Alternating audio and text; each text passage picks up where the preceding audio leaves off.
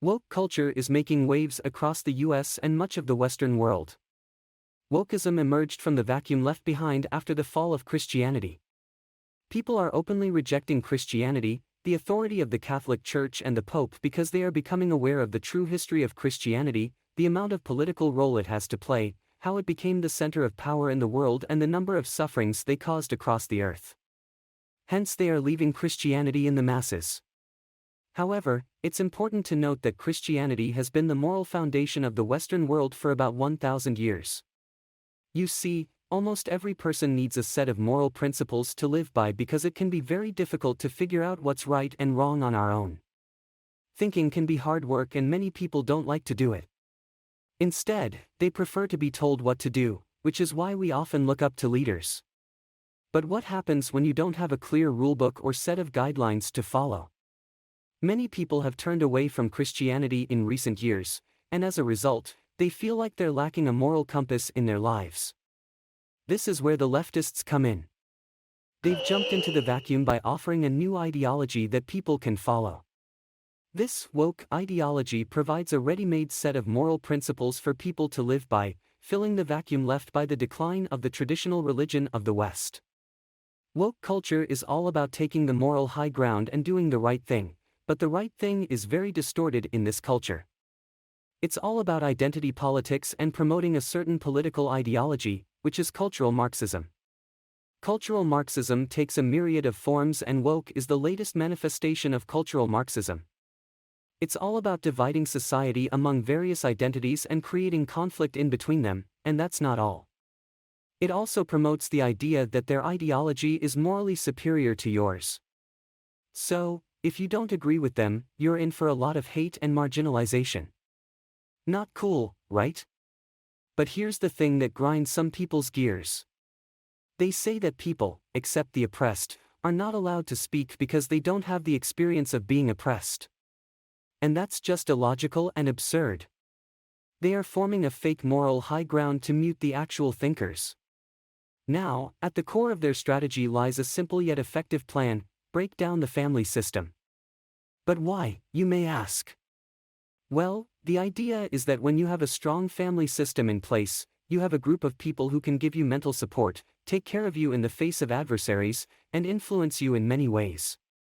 And their influence is even greater than that of the media, professors, and so on. If you have a stern family culture and a strong attachment to your traditional values and civilization, then you have a very stable support structure. You won't be lost and won't be susceptible to being strongly influenced by the media, professors, and other outside factors. So, to make people vulnerable to the message that you want to impart to them, you must make them rootless. The idea is to go after their traditional values and family system.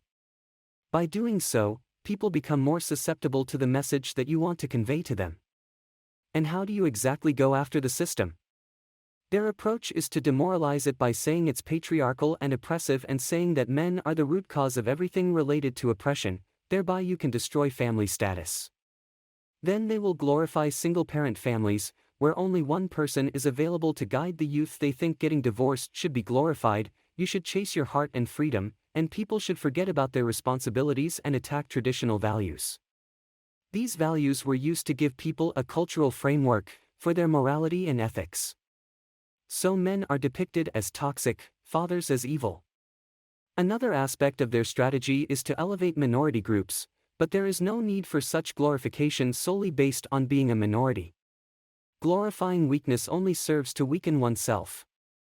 We can look to the Jewish community as an example, as they do not portray themselves as victims but instead strive to move past the injustices committed against them. This approach has allowed them to attain positions of influence and power in today's society. Returning to the topic at hand, today we are moving towards a direction such that there'll be no families. They want to replace the family, as the unit of society, with individuals. It is important to note that in traditional societies, the family has always been considered the fundamental unit, not the individual. They want to atomize society and make every individual alone, rootless, directionless, and vulnerable. Think about it: if you don't have a support system, it's easy for the professors and the mass media to influence you. They can make you believe whatever they want, and then they make you dependent on drugs and pharmaceuticals. And it's not just a conspiracy theory, guys. In the US, almost everyone takes prescription drugs, no matter how healthy they are. But it doesn't stop there. They even glorify mental illness and depression, as if it's something we should aspire to have. Like, seriously. It's as if suffering is something that should be looked upon and respected. That's just messed up, guys. In traditional cultures like India, the prevalence of mental illness is extremely low compared to Western countries, even though they have way better standards of living. They are constructing a terrible society. Why, you ask? Because it serves the big industries. Yes, you heard that right. If you are mentally vulnerable and easily influenced, they can make you buy anything they want. And that, my friends, is capitalism in its worst form. See, capitalism is all about using each individual in society as a consumer. If you have a stable societal system, that is family, you won't consume much. But if you feel hopeless and alone, you might think that consuming stuff will make you happier. The latest fashion, the latest technology, the latest iPhone, you name it. This gives you a small burst of dopamine, nothing continuous. This does sound familiar, doesn't it? The leftist ideology strangely serves consumerism, invariably it supports capitalism. Capitalism is all about pursuing endless growth, which is not sustainable on our finite planet. This doesn't mean we should adopt communism or socialism, which are equally bad. The capitalist has co-opted the leftist movement, and that's why we are seeing this in the Western world. They want to export this ideology to other countries using their various tools, such as Hollywood propaganda machines and whatnot. But countries like India, China, and Japan need to steer clear of this cultural degradation and societal destruction that we're seeing in the West. We need to learn and sustain the traditional values and ways of life. So, what do you guys think about this? Let me know in the comments below.